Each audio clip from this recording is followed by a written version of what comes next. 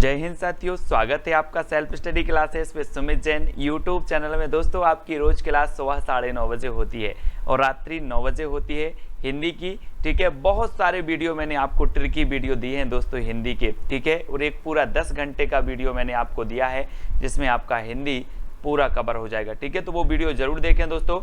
और आज का जो ट्रिकी वीडियो है वो बहुत ही मस्त होने वाला है दोस्तों। आज हम पढ़ने वाले अष्टचाप के कवियों का कालक्रम अध्ययन, इसमें मैं ट्रिक भी बताऊंगा और लगभग 30 से 35 प्रश्न आपके अष्टचाप के कवियों के मैं आपको आज सॉल्व करवाने वाला हूं। ठीक है, तो स्टार्ट करते हैं आज का ये वीडियो। जिन भी साथियों ने दोस्तों अभी तक व्हाट्सएप ग्रुप ज्वाइन नहीं किया है वो 9098609291 ये व्हाट्सएप ग्रुप की लिंक है, तो आप ज्वाइन करें, ये नंबर है। ठीक है, और जो भी चैनल के ज्वाइन मेंबर बन सकते हैं वो ज्वाइन मेंबर बन सकते हैं दोस्तों, है ना। ज्वाइन मेंबर बनकर आप ज्वाइन व्हाट्सएप ग्रुप में ज्वाइन हो जाते हैं, जहां पर आपको स्टडी मटेरियल PDF आदि मिलता रहता है। ठीक है, तो स्टार्ट करते हैं दोस्तों आज का अष्टचाप के क्रमबद्ध कवि की ट्रिक। सबसे पहले आपको देखना है क्या ट्रिक है। कुंभ के सूर परमानंदा, कुंभ के सूर परमानंदा, कृष्ण छीत गोविंदा और चतुर्भुज नंदा। कैसे पढ़ोगे आप? कुंभ के सूर परमानंदा, कृष्ण छीत गोविंदा और चतुर्भुज नंदा। इस प्रकार से आप लय बना लेना और आपको ये इस प्रकार से क्रम से याद हो जाएंगे दोस्तों। कुंभ के सूर परमानंदा, कुंभन दास, सूरदास, परमानंद दास, कृष्णदास, छीत स्वामी, गोविंद दास, चतुर्भुज दास और नंददास। ये आपके क्रम से क्या हो जाएंगे दोस्तों? अष्टचाप के कवि हो जाएंगे। ये आपको ट्रिक याद रख लेना है। अब देखो दोस्तों, कुंभन दास है ना, कुंभन दास का जन्म 1468 में हुआ, सूरदास 1478, परमानंद दास 1493, कृष्णदास 1495, छीत स्वामी 1501, गोविंद दास 1505, चतुर्भुज दास 1530 और दोस्तों नंददास 1533। अब यहां से आपके क्रमबद्ध हैं। सबसे वरिष्ठ माने जाते हैं कुंभन दास, सबसे जो दोस्तों कम उम्र के माने जाते हैं या सबसे छोटे माने जाते हैं वो नंददास। तो ये तो आपको हो गया। फिर दूसरे नंबर पर सूरदास आते हैं, तो ये याद रख लेना है। कुंभ के सूर परमानंदा, कृष्ण छीत गोविंदा और चतुर्भुज नंदा। ये आपको याद रख लेना है। और एक क्रमबद्ध कवि आपकी नेट और PGT एग्जाम में क्रमबद्ध कवि पूछे जाते हैं। ठीक है, इनको याद रखेंगे दोस्तों। अब दोस्तों हमें यहां पर बताना है, क्या बताना है? अष्टचाप के संस्थापक कवि माने जाते हैं। तो कौन माने जाते हैं अष्टचाप के संस्थापक कवि? आपको उत्तर का चयन करना है 2 सेकंड में और आपका बिल्कुल सही आंसर हो जाता है दोस्तों विट्ठलनाथ। अष्टचाप के संस्थापक कवि कौन माने जाते हैं? विट्ठलनाथ। ठीक है, क्लियर। अगला क्वेश्चन आपसे पूछा जाता है कि अष्टचाप की स्थापना कब हुई? 2 सेकंड में आप उत्तर अपना कमेंट में लिखते जाएं। और आपने बिल्कुल सही बताया है कि अष्टचाप की स्थापना हुई है 1565 में। ठीक है, बिल्कुल सही है। ठीक है, नेक्स्ट आपसे पूछा गया दोस्तों अष्टचाप में वल्लभाचार्य के शिष्य के नाम बताइए। अब वल्लभाचार्य के 4 शिष्य थे और विट्ठलनाथ के 4 शिष्य थे। ठीक है, इस प्रकार से थे। तो वल्लभाचार्य के 4 शिष्यों की ट्रिक वह है दोस्तों, कुंभ के सूर पर कृष्ण बैठे हैं। क्या याद रखोगे? वल्लभाचार्य के कुंभ के सूर पर कृष्ण बैठे हैं, ये वल्लभाचार्य के शिष्य हैं। कुंभ से कुंभन दास, सूर से सूरदास, पर से परमानंद दास, कृष्ण से कृष्णदास। ये 4 जो हैं दोस्तों वल्लभाचार्य जी के शिष्य कहलाते हैं। ट्रिक क्या है अपनी? कुंभ के सूर पर कृष्ण बैठे हैं। ठीक है, ये ट्रिक है। और ये PDF आदि दोस्तों ज्वाइन मेंबर को ज्वाइन व्हाट्सएप ग्रुप में मिलती है। ठीक है, और वल्लभाचार्य के 4 शिष्य हो जाएंगे। नेक्स्ट आपसे पूछा जाता है अष्टचाप में विट्ठलनाथ के शिष्य के नाम बताइए। तो अष्टचाप में पूछा गया है तो इसको याद रख लेना है, गोविंदा छीत चतुर्भुज नंदा, गोविंदा छीत चतुर्भुज नंदा। ठीक है, तो गोविंदा से गोविंदास, छीत से छीत स्वामी, चतुर्भुज दास से चतुर्भुज दास, नंदा से नंददास। ये विट्ठलनाथ के 4 शिष्य थे और वो काय के थे दोस्तों? वल्लभाचार्य के 4 शिष्य थे। इस प्रकार से ये अष्टचाप की स्थापना हुई। 4 विट्ठलनाथ के शिष्य और 4 वल्लभाचार्य के शिष्य। अष्टचाप की स्थापना विट्ठलनाथ ने 1565 में कर दी। ठीक है, ये तो इतना क्लियर हो गया आपको। गोविंद छीत चतुर्भुज नंदा और कुंभ के सूर पर कृष्ण बैठे हैं, ये वल्लभाचार्य के हो गए। ठीक है, तो इनको याद रखेंगे। अब आपसे पूछा जाता है दोस्तों अष्टचाप के कवियों का रचना काल माना जाता है। तो रचना काल इनको क्या क्या माना जाता है दोस्तों? अगर आपको पता हो, अष्टछाप के कवियों का रचना काल 1500 से 1585 ईस्वी, ये अष्टछाप के कवियों का रचना काल माना जाता है।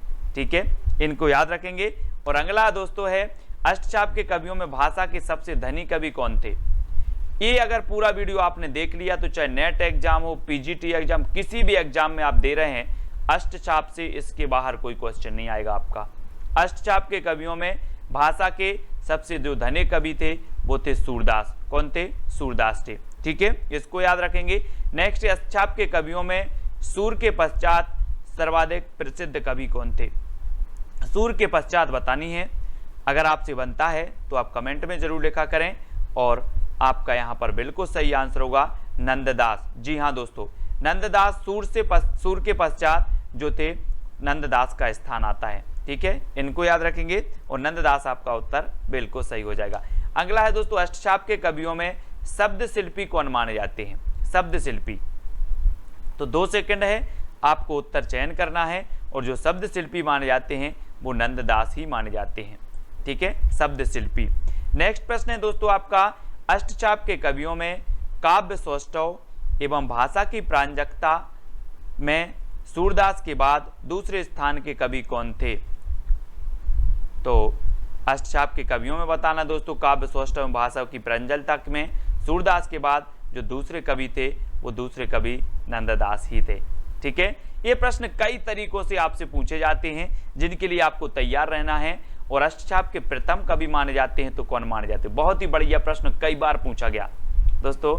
अष्टछाप के जो प्रथम कवि माने जाते हैं, 2 सेकंड में आप कमेंट में जरूर लिखते जाएं, अपना टेस्ट भी करते जाएं, और वो माने जाते हैं कौन? कुंभनदास। कौन माने जाते हैं अष्टछाप के प्रथम कवि?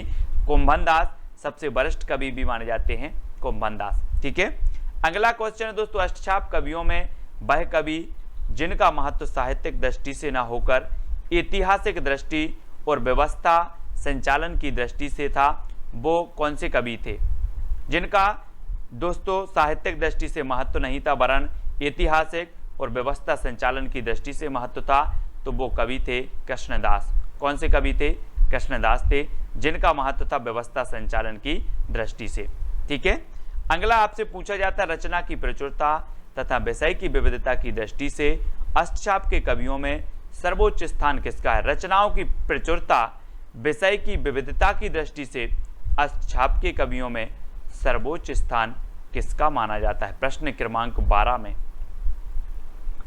और 2 सेकंड में आप अपने उत्तर का चयन करेंगे तो आपका उत्तर हो जाएगा दोस्तों नंददास। नंददास, रचना की प्रचुरता, विषय की विविधता की दृष्टि से नंददास अष्टछाप के सर्वोच्च कवि, सर्वोच्च स्थान इनको प्राप्त है। ठीक है, फिर आपसे पूछा जाता है अष्टछाप के कवियों में पिता पुत्र कवि कौन थे।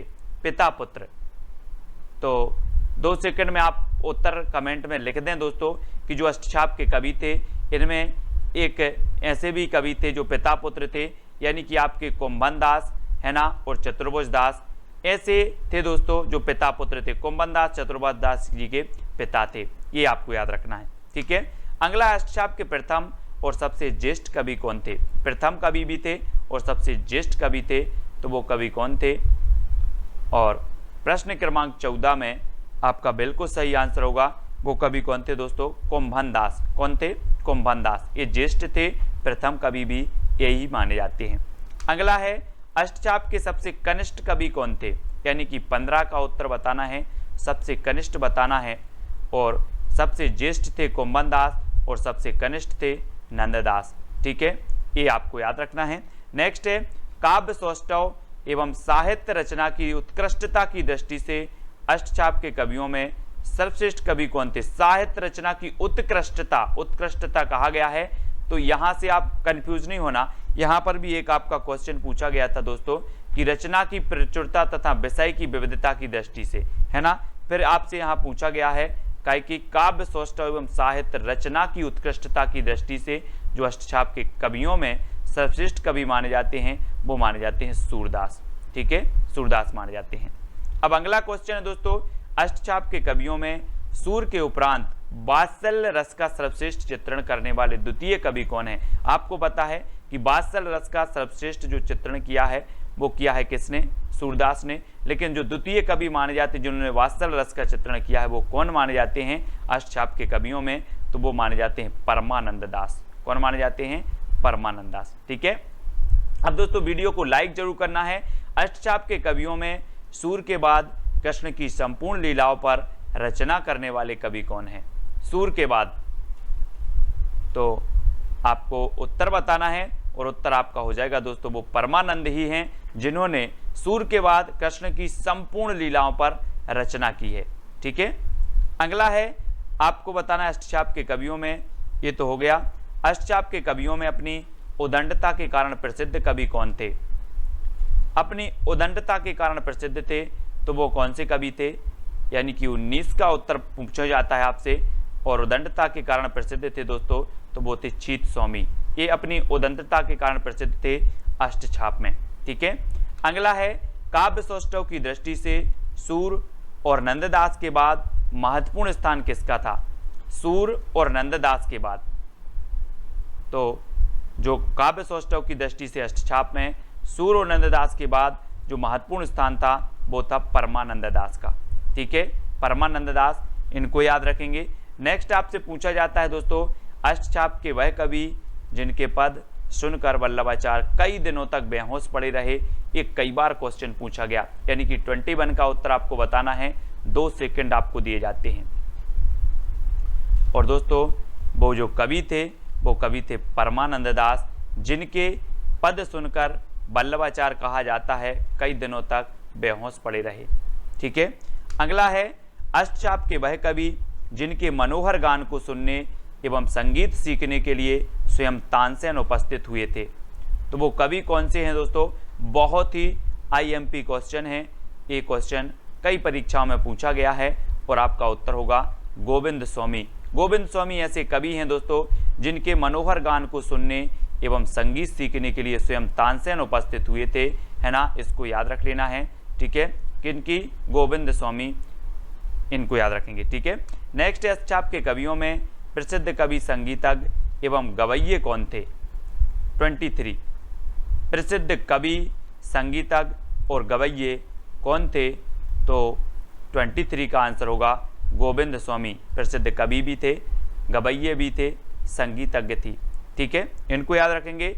अष्टछाप के कवियों में बुद्धि, योग्यता एवं प्रबंध कुशलता के कारण अधिकारी पद पर आसीन होने वाले कवि कौन थे, अष्टछाप के कवियों में बुद्धि, योग्यता एवं प्रबंध कुशलता के कारण अधिकारी पद पर आसीन होने वाले जो कवि थे वो थे दोस्तों आपके कौन, आपको पता है कि कृष्णदास का साहित्यिक महत्व ना होते हुए इनकी ऐतिहासिक और व्यवस्था में इनका बहुत महत्व था, है ना। इसी प्रकार ये बुद्धि, योग्यता एवं प्रबंध कुशलता के कारण अधिकारी पद पर आसीन हुए कृष्णदास जी।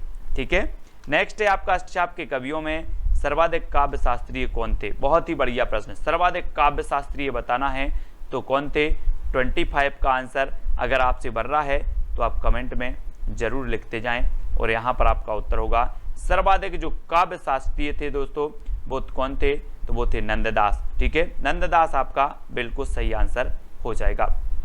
नेक्स्ट है राजा मानसे ने किस अष्टछाप कवि को सोने की तलवार, मोहरें इत्यादि देनी चाही थी जिसे उन्होंने इनकार कर दिया था, तो किस कवि को देनी चाहिए थी दोस्तों राजा मानसे ने, और वो कवि थे कुंभन दास, है ना। कुंभन दास को राजा मानसे ने, अष्टछाप कवि थे कुंभन दास, और इन्हें सोने की तलवार, मोहरें आदि देनी चाहिए, लेकिन कुंभन दास ने क्या किया था, मना कर दिया था। ये अष्टछाप के प्रथम कवि थे, अष्टछाप के श्रेष्ठ कवि थे, वरिष्ठ कवि थे, है ना। आपको बताना अष्टछाप के कवियों का प्रधान विषय क्या था, यानी कि 27 का आंसर बताना है। और अष्टछाप के कवियों का जो प्रधान विषय था वो कृष्ण लीला एवं कृष्ण भक्ति। ठीक है, कृष्ण लीला और कृष्ण भक्ति ये अष्टछाप के कवियों का प्रमुख विषय था। ठीक है, अगला क्वेश्चन है दोस्तों मुगल सम्राट अकबर के फतेहपुर निमंत्रण पर किस अष्टछाप के कवि को बेहद गिलानी हुई थी, और उन्होंने यह कहा था कि संतन को कहाँ सीकरी सो काम।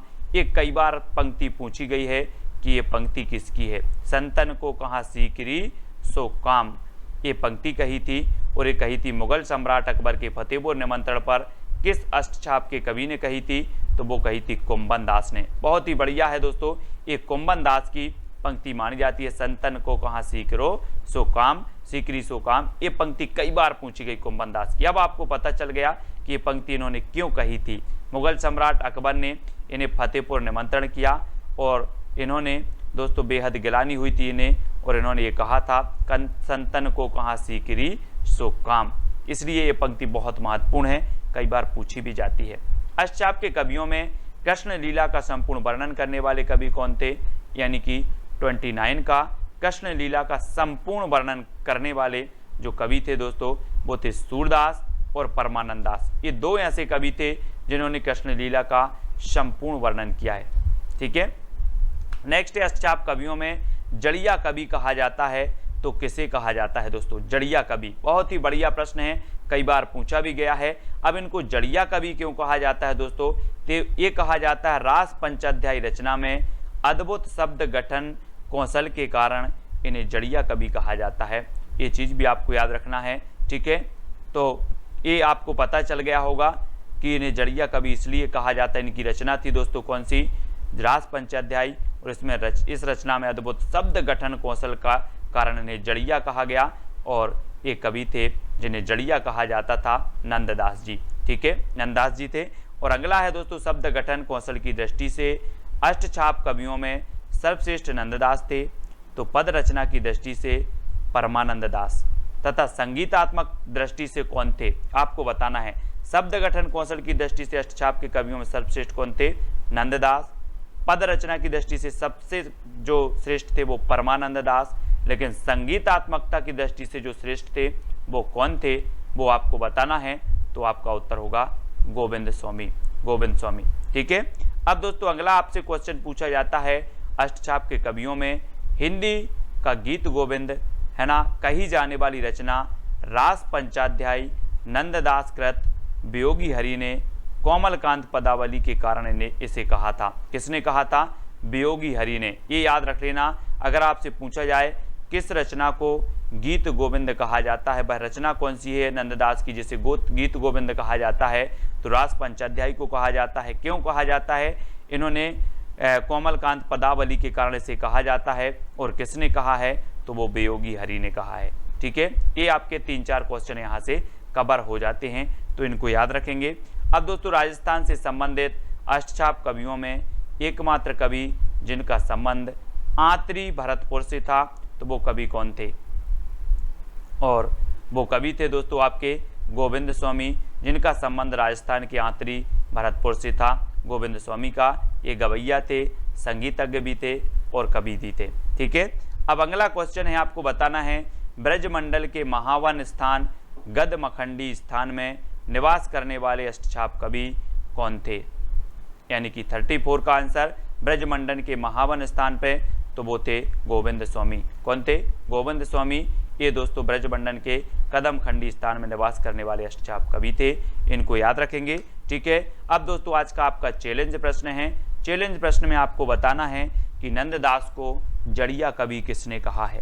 आपने आज देख लिया कि नंददास को जड़िया कवि क्यों कहा जाता है और इन्हें जड़िया कवि कहा किसने है, ये भी आपको पता होनी चाहिए। ठीक है, तो सभी लोग वीडियो को लाइक करेंगे, वीडियो को शेयर करेंगे, और दोस्तों आप चैनल के ज्वाइन मेंबर बन सकते हैं। ज्वाइन मेंबर का एक व्हाट्सएप ग्रुप है। ठीक है, और वहाँ पर उनको PDF स्टडी मटेरियल प्रेषित किया जाता है जो भी हम पढ़ाते हैं। ठीक है, तो सभी लोग आगे बढ़ते रहें। नंददास को जड़िया कवि किसने कहा है, ये सभी जितने भी लोग देख रहे हैं वो कमेंट में बताएंगे। और ये अष्टछाप का वीडियो आपको कैसा लगा, ट्रिक कैसी लगी, वो आप बताएंगे। मैंने 3 ट्रिक आपको बताई हैं, 3 में से कौन सी अच्छी लगी ये भी आपको बताना है दोस्तों। इससे पहले की जो वीडियो हैं पूरी हिंदी साहित्य ट्रिक्स की एक प्लेलिस्ट है, वो प्लेलिस्ट में जाकर के आप पूरी हिंदी साहित्य ट्रिक्स वाली वीडियो देख सकते हैं। ठीक है, वीडियो को लाइक जरूर करें, अपने मित्रों तक शेयर करें। और IAS स्टडी ट्रिक ये दोस्तों अपना टेलीग्राम ग्रुप है, IAS स्टडी ट्रिक आप सर्च करोगे तो टेलीग्राम ग्रुप मिल जाएगा।